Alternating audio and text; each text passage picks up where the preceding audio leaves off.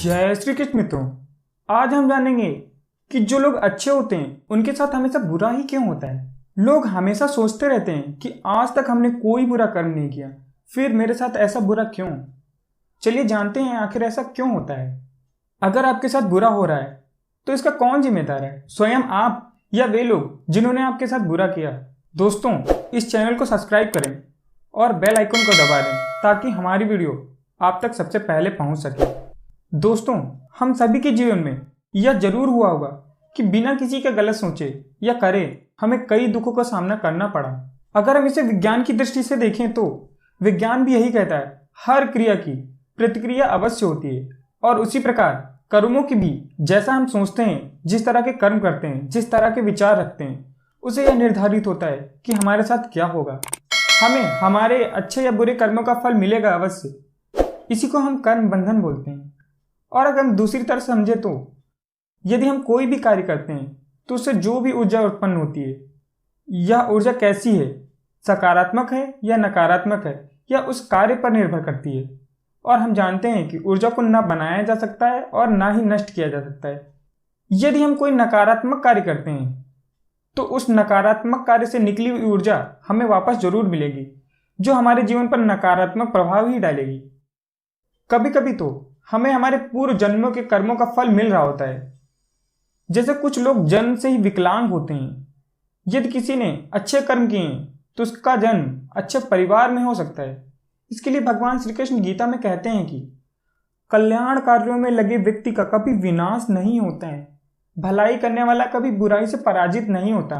भगवान श्री कृष्ण आगे कहते हैं कि यदि किसी के कर्म अच्छे हैं तो ऐसे लोगों का जन्म सदाचारी पुरुषों के परिवार में या धनवानों के परिवार में होता है। इस संसार में अनेकों लोग हैं जो पुनर्जन्म को नहीं मानते, परंतु सनातन धर्म के अनेक ग्रंथों में पुनर्जन्म का विवरण मिलता है। यदि किसी ने जन्म लिया है तो उसकी मृत्यु निश्चित है और पुनर्जन्म भी निश्चित है। यदि कोई निम्न कर्म करता है तो उसे पशु पक्षियों की अधम योनि में जन्म मिलता है। इन सब बातों से यह निश्चित हो ही जाता है कि आपको अपने कर्मों का फल अवश्य भोगना पड़ेगा, वो चाहे इस जन्म में हो या अगले जन्म में। आप उससे बच नहीं सकते। इसके संदर्भ में भगवान श्री कृष्ण गीता के 3 अध्याय के 8वें श्लोक में कहते हैं, अपना नियत कर्म करो, क्योंकि कर्म ना करने की अपेक्षा कर्म करना श्रेष्ठ है। कर्म के बिना तो जीवन निर्वाह भी नहीं हो सकता। अब आप सोचेंगे कि अगर ऐसा है तो बुरे लोगों के साथ हमेशा अच्छा ही क्यों होता है और अच्छे के साथ बुरा क्यों होता है। तो दोस्तों, जैसा कि भगवत गीता में लिखा है कि हमारे शरीर का अंत होता है, हमारी आत्मा का नहीं, उसी प्रकार हमारे कर्म भी नष्ट नहीं होते और उनसे निकली ऊर्जा भी। जब हम दूसरा शरीर धारण करते हैं तब भी हमें उस ऊर्जा का प्रभाव झेलना पड़ता है, चाहे फिर वो अच्छी हो या बुरी। भगवान कृष्ण गीता में कहते हैं, तुम्हें अपने कर्म करने का अधिकार है, किंतु कर्म के फलों के तुम अधिकारी नहीं हो। तुम ना तो कभी खुद को अपने कर्मों का कारण मानो और ना ही कर्म न करने में आसक्त हो। लेकिन हमें कभी अपने कर्मों को कोसना नहीं चाहिए कि हमारे साथ जो घटित हो रहा है उसमें हम क्या कर सकते हैं, शायद यह हमारे पूर्व जन्मों का फल हो। बजाय इसके कि हमें संपूर्णता से कार्य करना चाहिए। अर्थात यदि कोई गरीब सोचे कि मेरे पूर्व जन्म के कर्म ऐसे होंगे कि मैं धनहीन हूँ, मैं क्या कर सकता हूँ, जो है वह भोगना पड़ेगा। भोगना तो अवश्य पड़ेगा, परंतु हम उसे सत्कर्म करके आगे के जीवन को सरल बना सकते हैं, क्योंकि शास्त्रों में भी लिखा है, अच्छे कर्म बुरे कर्म को काटते हैं।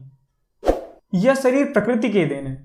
जो व्यक्ति शारीरिक चेतना में अत्यधिक आसक्त रहता है वह आलसी कहा जाता है। ऐसे लोग सदैव भौतिक सुखों में व्यस्त रहते हैं। आध्यात्मिक बोध उनके लिए मिथ्यावाद की तरह है, अतः वे इसमें रुचि ही नहीं लेते। परंतु जो लोग आध्यात्मिक जीवन में जागरूक हैं, वे कर्म करके उनके फलों में आसक्त नहीं होते, जिससे दुख शोक आदि नहीं उत्पन्न होते। मित्रों, आपको हमारी यह जानकारी कैसी लगी हमें कमेंट करके अवश्य बताएं और जुड़े रहें गीता सत्व के साथ। अगर आपका कोई प्रश्न है तो आप उसे कमेंट में पूछ सकते हैं। जय श्री कृष्ण।